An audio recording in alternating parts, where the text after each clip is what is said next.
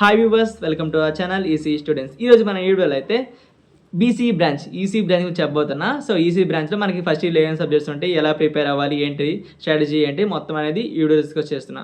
So వీడియోని skip చేయకుండా end వరకు చూడండి, మీకు ఛానల్ చాలా యూస్ఫుల్ అవుతుంది. సో లేచకుండా వీడియోలోకి వెళ్ళిపోతాం. సో మనకి ఈసీ బ్రాంచ్లో ఫస్ట్ సబ్జెక్ట్ ఉండేది ఏంటంటే సి ప్రోగ్రామింగ్. ఇది చాలా ఇంపార్టెంట్ అనమాట మీ సబ్జెక్ట్కి. ప్రోగ్రామింగ్ ఖచ్చితంగా రావాలి, ఎందుకంటే సో మీరు ఏ ప్రోగ్రామింగ్ లాంగ్వేజ్ నేర్చుకోవాలన్నా ఖచ్చితంగా మీకు సి ప్రోగ్రామింగ్ వచ్చి ఉండాలి. అదే బేసిక్ అనమాట. సో ఈ బేసిక్ లాంగ్వేజ్ నేర్చుకుంటే మిగతా లాంగ్వేజ్ ఏంటంటే programming language like Java, Python ఈజీగా నేర్చుకోవచ్చు. సో మనకి C programming must and should మీరు ఖచ్చితంగా నేర్చుకోవాలి ఫస్ట్ ఇయర్లో. ఫస్ట్ సెమిస్టర్ ఖచ్చితంగా సి ప్రోగ్రామింగ్ ఉంటుంది. సో మనకి నెక్స్ట్ ఉన్న సబ్జెక్ట్ ఏంటంటే బి3 అంటే మనకి basic electrical and electronics engineering. Maximum దీని గురించి మీరు ఇంటర్లో చదివి ఉంటారు కదండి, Kirchhoff current laws, so KCL, KVL, so అవే ఉంటాయి. Maximum DC machines, nuclear power plants first చదివినాయి మ్యాక్సిమం ఇక్కడ ఉంటాయి అనమాట. బి3 చాలా ఈజీగా ఉంటుంది సబ్జెక్టు. సో మీరు కొంచెం ఎఫర్ట్ పెడితే ఖచ్చితంగా దీంట్లో పాస్ అయిపోవచ్చు బి3లో. సో సి ప్రోగ్రామింగ్ కూడా కొంచెం నేర్చుకోవాలి, కష్టంగానే ఉంటుంది, కొంచెం నేర్చుకొని పాస్ అయిపోవచ్చు ఈజీగానే. సో నెక్స్ట్ ఉండే మనకి M1 అంటే మనకి మ్యాథ్స్ ఇన్ ఫస్ట్ సెమిస్టర్ అనమాట. సో మనకి M1 ఏముంటుందంటే linear algebra and vector calculus. ఇది చాలా ఈజీగా ఉంటుంది అనమాట M1 మనకి ఫస్ట్ సెమిస్టర్లో. ఆల్జిబ్రా అంటే ఏం లేదండి, మ్యాట్రిసెస్, డిటర్మినెంట్స్ ఉంటాయి లీనియర్ ఆల్జిబ్రా అంటే. సో ఇంటర్లో ఫస్ట్ ఇయర్లో, సెకండ్ ఇయర్ చదివినాయి. సో మనకి ఇక్కడ బీటెక్లో కూడా ఉంటాయి అనమాట లీనియర్ ఆల్జిబ్రా అండ్ క్యాలిక్యులస్ అంటే ఏంటి, డిఫరెన్షియేషన్, ఇంటిగ్రేషన్, ఇవే ఉంటాయి. చాలా ఈజీగా ఉంటుంది linear algebra and calculus. First year maths మాత్రం చాలా ఈజీగా మీరు పాస్ అవ్వచ్చు కొంచెం ఎఫర్ట్ పెడితే. ఈ సబ్జెక్ట్లో మీరు ఎస్ గ్రేడ్ అనేది చాలా ఈజీగా తెచ్చుకోవచ్చు, ఎస్ గ్రేడ్ అనమాట. ఈ కేటగిరీలో మనకి నెక్స్ట్ ఉన్న సబ్జెక్ట్ అయితే ఫిజిక్స్ అనమాట. ఫిజిక్స్ అంటే ఈ ఫిజిక్స్ సబ్జెక్ట్ అయితే కొంచెం ఇంటర్తో పోలిస్తే కొంచెం కష్టంగానే ఉండదు అనమాట. మీరు ఖచ్చితంగా కొంచెం ఎఫర్ట్ పెడితే ఖచ్చితంగా ఈజీగా పాస్ అయిపోతారు, లేకపోతే కొంచెం కష్టమే పాస్ అవ్వడం. సో ఇది ఫిజిక్స్ గురించి. మీరు కొంచెం ఎఫర్ట్ పెట్టిపోతే ఖచ్చితంగా ఈ సబ్జెక్ట్ అయితే ఫెయిల్ అయిపోతుంది. ఫిజిక్స్ ఖచ్చితంగా మీరు బాగా ఎఫర్ట్ పెట్టాలి ఫిజిక్స్లో పాస్ అవ్వాలంటే. ఒక్కోసారి ఈజీగా రావచ్చు, ఒక్కోసారి కష్టంగా రావచ్చు. మాక్సిమం మీరు అటానమస్ కాలేజ్ అయితే కొంచెం పాస్ అవ్వడానికి ఈజీగా ఉంటుంది. అదే మీకు universities like JNTU, Kakinada, Andhra university తీసుకుంటే మాత్రం కొంచెం కష్టం ఈ ఫిజిక్స్లో పాస్ అవ్వడం, చాలా కష్టంగా ఉంటుంది. ఖచ్చితంగా అయితే చదవండి ఈ ఫిజిక్స్. సో నెక్స్ట్ అనేది ఈజీ. సో ఈజీ అంటే ఏం లేదండి, ఇంజనీరింగ్ గ్రాఫిక్స్ని ఇంకోలా కూడా పిలుస్తారు, అదే ఇంజనీరింగ్ డ్రాయింగ్. చాలా ఈజీగా ఉంటుంది ఈ సబ్జెక్ట్, మీకు ఈజీగా పాస్ అవ్వచ్చు. అలాగే సబ్జెక్ట్ కూడా చాలా ఈజీగా ఉంటుంది అనమాట. సో ఇంజనీరింగ్ గ్రాఫిక్స్ అంటే ఏమి లేదండి, డయాగ్రామ్స్ ఉంటాయి, ఆ డయాగ్రామ్స్ మీరు గీయాలి. సో మనకి కొన్ని మెజర్మెంట్స్ ఇస్తారు, ఆ మెజర్మెంట్స్ బట్టి మీరు డయాగ్రామ్ గీయడమే. చాలా ఈజీ ఇంజనీరింగ్ గ్రాఫిక్స్ కూడా పాస్ అవ్వడం, కానీ మంచిగా ఎస్ గ్రేడ్గా తెచ్చుకోవడం చాలా ఈజీ అనమాట ఇంజనీరింగ్ గ్రాఫిక్స్. సో మనకి ఫస్ట్ సెమిస్టర్లో 5 సబ్జెక్ట్స్ ఉంటాయి.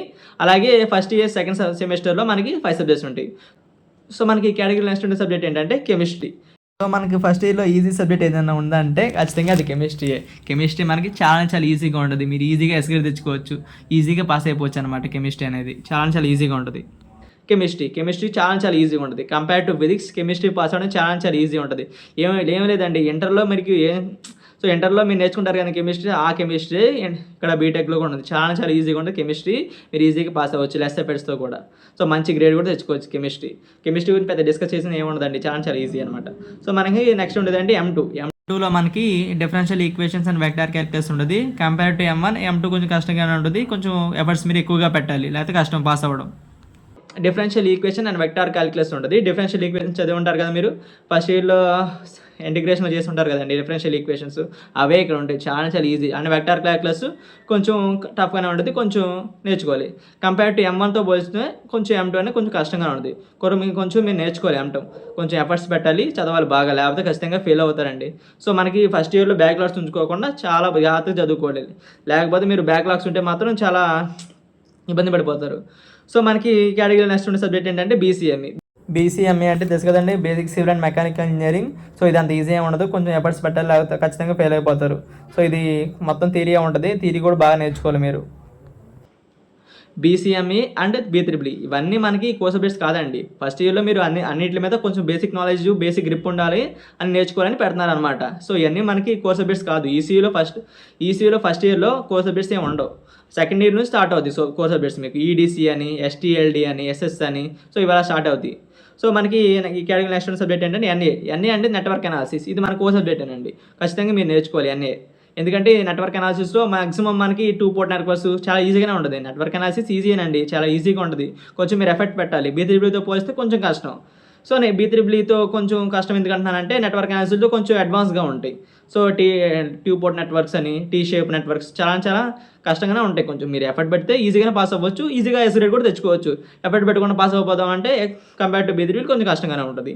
సో మనకి కేటగిరీ నెక్స్ట్ లాస్ట్ సబ్జెక్ట్ ఏంటంటే CE. CE అంటే ఏం లేదండి, ఇంగ్లీష్, కమ్యూనికేటివ్ ఇంగ్లీష్ అనమాట. సో కమ్యూనికేటివ్ ఇంగ్లీష్ అనేది ఈ కేటగిరీ లాస్ట్‌లో ఉంటుంది.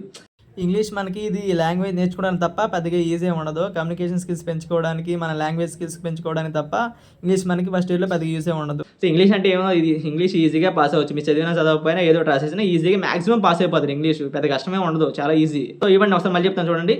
C programming, BCME, so B3E, linear algebra and calculus, physics, engineering graphics, chemistry and M2 అంటే ఏం లేదండి, differential equations and vector calculus and NA.